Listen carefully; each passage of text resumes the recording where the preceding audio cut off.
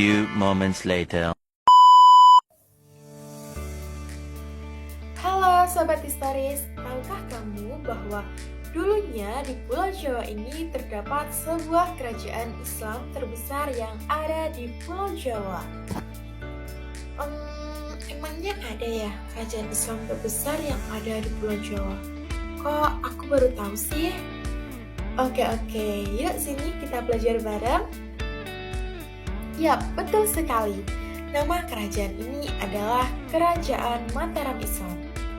Mataram Islam adalah sebuah kerajaan Islam terbesar yang ada di Pulau Jawa yang didirikan pada abad ke-16 oleh Panembahan Senopati yang merupakan seorang adipati Mataram yang ditunjuk oleh ayahnya yaitu Ki Ageng Pemanahan yang berhasil mendapatkan tanah hutan Mentoa yang sekarang lokasinya berada di Kota Gede, Yogyakarta dari seorang Sultan Hadiwijaya atau biasa kita kenal dengan julukan Joko Tingkir dari Kerajaan Pajang sebagai penghargaan atas jasanya yang telah berhasil mengalahkan Arya Penangsang.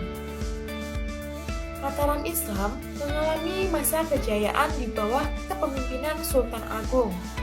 Namun setelah beliau wafat pada tahun 1645, kerajaan ini mulai mengalami kemunduran dan juga adanya perpecahan akibat adanya konflik internal dan juga intervensi eksternal. Adanya perebutan antara pewaris tahta, terutama antara Pakubuwono II dan juga Pangeran Mangkubumi, berhasil memicu ketegangan yang sangat berkepanjangan. Lalu, langkah apakah yang akan diambil mereka dalam menyelesaikan konflik ini? Yap, betul sekali, Perjanjian Giyanti. Lalu, bagaimana latar belakang terjadinya Perjanjian Giyanti ini? Oke, yuk kita belajar. Perjanjian Giyanti ini berawal dari pertikaian antar keluarga yang disebabkan oleh adanya politik adu domba dari VOC yang melibatkan Pakubuwono II dan juga Pangeran Mangkubumi dan Raden Mas Said. Berdasarkan silsilahnya, Pakubuwono II dan juga Pangeran Mangkubumi adalah kakak beradik yang sama-sama putra dari Amangkurat IV. Sedangkan Raden Mas Said merupakan cucu dari Amangkurat IV atau bisa juga disebut sebagai keponakan dari Pakubuwono II dan juga Pangeran Mangkubumi. Raden Mas Said sendiri meminta haknya sebagai pewaris tahta Mataram yang diduduki oleh pamannya dengan alasan bahwa ayah Raden Mas Said ini, Pangeran Arya Mangkunegara, merupakan putra sulung dari Amangkurat IV. Ketika kepemimpinan Pakubuwono II, ia memindahkan ibu kota kerajaan Kartasura ke Surakarta pada tahun 1745. Setelah keraton Kartasura hancur akibat pemberontakan yang dipimpin oleh Sunan Kuning pada tahun 1742. Nah, hal inilah yang semakin memperkuat Raden Mas Said ingin merebut tahta Mataram dari Pakubuwono II.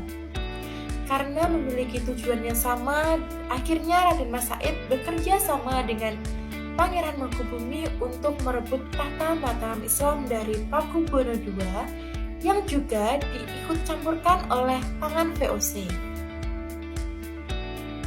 Hingga akhirnya Pakubuwono II wafat, terjadilah kekosongan kekuasaan yang kemudian dimanfaatkan oleh Pangeran Mangkubumi yang mengangkat dirinya sendiri sebagai seorang raja. Nah, namun hal ini tidak diakui oleh VOC. Lalu, VOC justru mengangkat anak dari Pakubuwono II sebagai raja dengan nama gelar Pakubuwono III. Hal inilah yang memicu amarah dari Raden Mas Said dan juga Pangeran Mangkubumi yang akhirnya menyerang VOC dan juga Pangeran Pakubuwono III. Selanjutnya, VOC menggunakan cara adu domba kepada Raden Masaid dan juga Pangeran Mangkubumi sehingga berhasil membuat perselisihan di antara mereka berdua. Hingga akhirnya pada tanggal 22 hingga tanggal 23 September 1754, VOC mengadakan perundingan dengan mengundang Pakubuwono III dan juga Pangeran Mangkubumi untuk membahas pembagian wilayah, kekuasaan Mataram, gelar, serta kerjasama VOC dengan Kesultanan. Perundingan ini akhirnya mencapai kesepakatan dengan ditandatanganinya Perjanjian Giyanti pada tanggal 13 Februari 1755 yang membagi kerajaan Mataram Islam menjadi dua, yaitu Kesultanan Surakarta dan juga Kesultanan Yogyakarta. Kurang lebih seperti inilah gambaran lokasi Perjanjian Giyanti dilakukan, tepatnya berada di Desa Giyanti, Dukuk Kertan, Jatiharjo, Karanganyar, Jawa Tengah. Disinilah Perjanjian Giyanti dilakukan antara Pangeran Mangkubumi dan juga Pakubuwono III yang diikut campuri oleh VOC.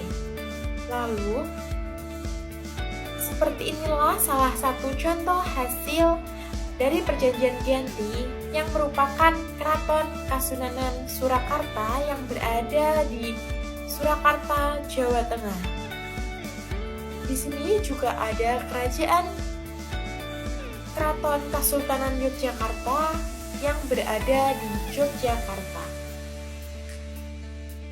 Ada pula isi lebih rincinya dari Perjanjian Giyanti sebagai berikut. Secara garis besar, isi Perjanjian Giyanti adalah membagi Kesultanan Yogyakarta dan juga Kasunanan Surakarta, di mana Kesultanan Surakarta ini dipimpin oleh Pakubuwono III, sedangkan yang Yogyakarta dipimpin oleh Pangeran Mangkubumi dengan gelar Sultan Hamengkubuwono I. Namun lebih spesifiknya adalah sebagai berikut. Pertama, Kesultanan Mataram dibagi menjadi dua, yaitu Kasunanan Surakarta di sebelah timur Kali Opak dan juga Kesultanan Ngayogyakarta yang ada di sebelah barat Kali Opak. Lalu, yang kedua, Pangeran Mangkubumi diangkat sebagai Sultan Hamengkubuwono I dan kekuasaan diwariskan secara turun-temurun. Ketiga, diperjanjikan kerjasama antara rakyat di bawah kekuasaan VOC dan rakyat kesultanan. Keempat, Bupati Dalem dan juga Bupati menjalankan tugasnya dengan sumpah setia kepada VOC dan Sultan tidak dapat memberhentikan mereka tanpa adanya persetujuan dari VOC. Kelima, Sultan mengampuni bupati yang memihak VOC dan tidak menuntut hak atas Pulau Madura dan daerah pesisir yang sudah diserahkan kepada VOC. Keenam, Sultan akan membantu Pakubuwono III jika diperlukan dan menjual bahan makanan kepada VOC dengan harga tertentu yang tentunya ditentukan sendiri oleh VOC. Lalu yang terakhir ada Sultan berjanji mentaati semua perjanjian antara Raja-Raja Mataram dengan VOC sebelumnya. Dan inilah naskah dari Perjanjian Giyanti yang sumbernya kami dapatkan dari Kesultanan Ngayogyakarta. Nah, kurang lebih seperti itu materi dari Perjanjian Giyanti. Menurut teman-teman, jika Perjanjian Giyanti ini tidak dilakukan, apakah Mataram Islam akan bertahan hingga saat ini? Atau akan memicu konflik yang berkepanjangan hingga saat ini? Gimana menurut teman-teman? Tulis di kolom komentar ya. See you, terima kasih.